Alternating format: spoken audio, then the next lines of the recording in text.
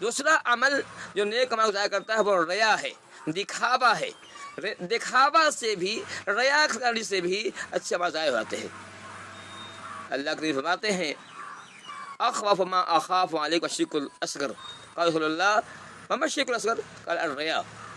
یہ حدیث احمد کی بھی ہے، طبرانی بھی ہے۔ فرماتے ہیں کہ سب سے زیادہ چیز جس سے مجھے تمہارا پر ڈر ہے شرک اصغر ہے۔ فرمایا کہ شرک اصغر کیا ہے؟ فرمایا کہ شرک اصغر دکھاوا ہے۔ دکھاوے، جب دکھاوا کرتا ہے، کوئی بھی عمل کر رہا ہے دکھاوا آ جاتا ہے، اس میں ریاکاری آ جاتی ہے، اس سے مزہ آتا ہے۔ ہم نماز پڑھ رہے ہیں، نماز اطمینان سے پڑھ رہے ہیں، دل میں خیال پیدا ہوا کہ لوگ کہے گا کتنی اچھی نماز پڑھ رہا ہے، کتنی اطمینان سے نماز پڑھ رہا ہے، یا دکھاوا آ گیا یا نماز برباد ہو گئی۔ اللہ کے راستے میں مال خرچ کر رہے ہیں، ہم نے بڑی محنت سے مال کمایا ہے، ایک روپیہ جمع کیا ہے، مال کمایا ہے، پسینے بہائے ہیں، خون بہائے ہیں، مال جمع کیا ہے، ہم مال کو خرچ کر رہے ہیں، دل میں خیال پیدا ہو گیا، لوگ کہے گا کہ وہ سخی آدمی ہے، دریا دل آدمی ہے، دل میں یہاں خیال پیدا ہوا، وہی ریاکاری ہو گئی، اور آپ کے صدقات و خیرات برباد ہو گئے۔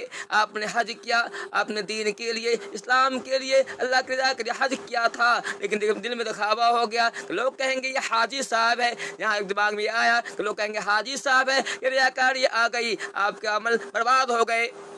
تو ریاکاری سے بھی عمل برباد ہو جاتا ہے، اس میں کئی حدیثیں ان کا موقع نہیں ہے۔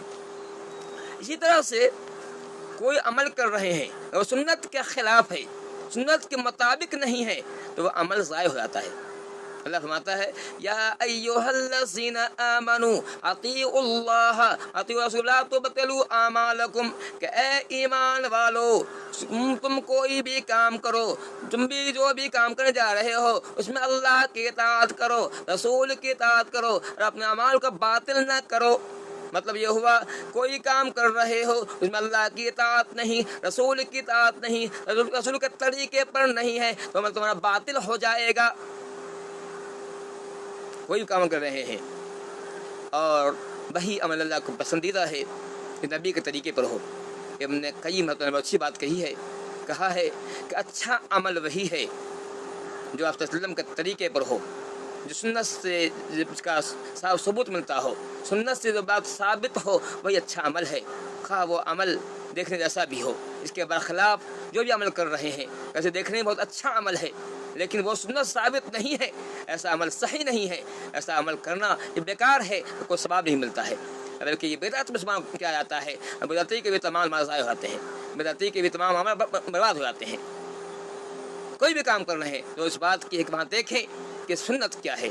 نکاح کر رہے ہیں، گھر شادی بیاہ کا موقع ہے، مرنی ہرنی کا موقع ہے، گھر میں کوئی بھی عقیقہ کا موقع ہے یا کوئی بھی اور بھی معاملات ہیں، تم دیکھیں اللہ کے نبی سنت کیا ہے۔ اگر یہ دیکھتے ہیں تو ہمارا عمل قابل قبول ہے، ورنہ ہمارے اعمال ضائع ہوتے کوئی ویلیو اس کی نہیں ہے۔ اسی طرح سے کبیرہ گناہ کے ارتکاب سے بھی اعمال ضائع ہوتے ہیں۔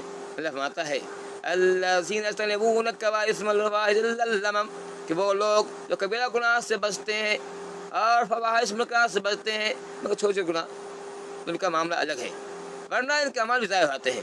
اس طرح سے حرام کمائی سے بھی، اگر کوئی حرام کمائی کرتا ہے، حرام مال سے اپنا پیٹ پالتا ہے، حرام کھانے سے کھانا کھاتا ہے، حرام کمائی کا پانی پیتا ہے، حرام کا لباس پہن رہا ہے، وہ لباس حرام کمائی کا ہے، تو ایسے آدمی کا بھی عمل ضائع ہوتا ہے، اس کا عمل قابل قبول نہیں ہے۔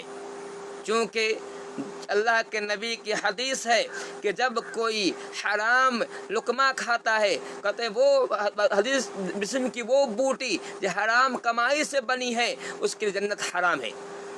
جو بوٹی جسم کی جو بوٹی حرام کمائی سے بنی ہے وہ جنت حرام ہے۔ اتنا ہی نہیں، تو اس حدیث میں ہے کہ حرام کمائی جب کھاتا ہے اپنے منہ میں ڈالتا ہے ساری اس کی نماز قبول نہیں ہوتی ہے۔ یہ حرام کمائی کا معاملہ ہے، اس لیے یہ بھی اچھے اس کو ضائع کرنے والا ہے۔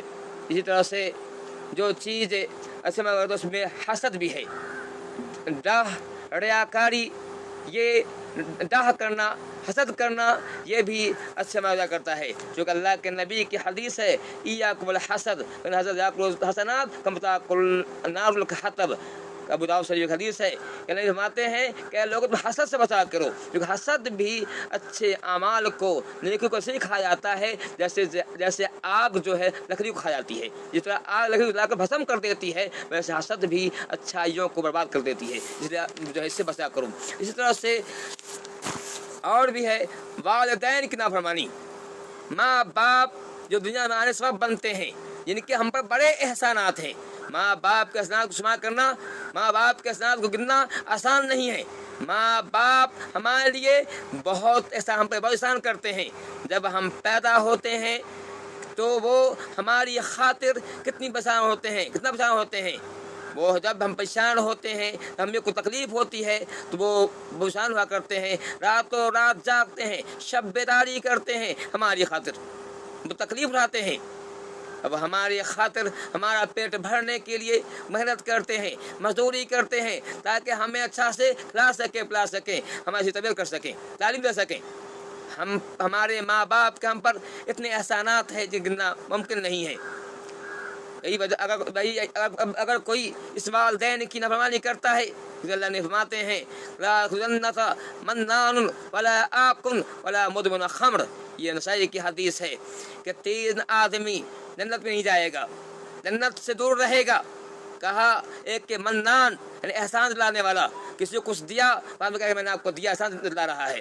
دوسرا ولا آکن جو ماں باپ کو نافرمان ہے، ماں باپ اچھا سلوک نہیں کرتا، ماں باپ کو ڈانٹتا ہے، ماں باپ برا سلوک کرتا ہے، ماں باپ کو گالی دیا کرتا ہے، کتنا بڑا یہ منحوس آدمی ہے جو ماں باپ سے سلوک کرتا ہے۔ اللہ فرماتے ہیں کہ وہ آدمی جو ماں باپ کے ساتھ بدسلوکی کرتا ہے، ماں باپ کے ساتھ ناجائز سلوک کرتا ہے، ماں باپ کو گالی دیا کرتا ہے، ماں باپ کو مارتا پیٹتا ہے، ایسے بھی ہمارے سماج میں ہے، ایسے بھی لوگ ہیں ہمارے سماج کے اندر، یہ بدترین لوگ، بد تہذیب لوگ، یہ ظالم، یہ جاہل ان پڑھ لوگ ہیں جو ایسی بسلوک کرتے ہیں، جو ماں باپ کے ساتھ ناجائز سلوک کرتے ہیں۔ اللہ فرماتے ہیں کہ ایسا آدمی جو ماں باپ کا ناجائز سلوک کرتا ہے، ماں باپ کے ساتھ برا سلوک کرتا ہے، مارتا پیٹتا ہے، ایسا جنت نہیں جائے گا، جنت اس کے لیے حرام ہے۔ اور صرف شراب پینے والا، لیکن ایک اور حدیث ہے، یہ حدیث جو ترمذی کی حدیث فرماتے ہیں رضی اللہ فی رضی الوالدین سخت اللہ فی الوالدین، یاد رکھو اگر چاہتے اللہ تم راضی ہو جائے تو ماں باپ راضی کر لو، اگر چاہتے ہو کہ رب العالمین تم سے راضی ہو تو ماں باپ راضی کرو، اور یاد رکھو ماں باپ کی ناراضی میں اللہ کی بھی ناراضی ہے۔ ماں باپ راضی ہو جائیں گے، اللہ راضی ہو جائیں گے، یہ ماں باپ کا مقام و مرتبہ ہے۔ اس میں کہنے مطلب یہ ہے، ایسی بہت ساری باتیں ہیں کہنے کی ہیں لیکن موقع نہیں، بس یہ ہے کہ کچھ اعمال ہیں جو ہمارے نیک اعمال کو ضائع کر دیتے، تو اس سے بچنے کی کوشش کیا جائے، معلوم کیا جائے کون کون سے اعمال ہیں۔ اللہ تعالیٰ ہمیں اچھے ہماری توفیق دے۔ اللہ تعالیٰ جب تک جی اسلام پر ہماری موت ایمان پہ ہو، اب العالمین۔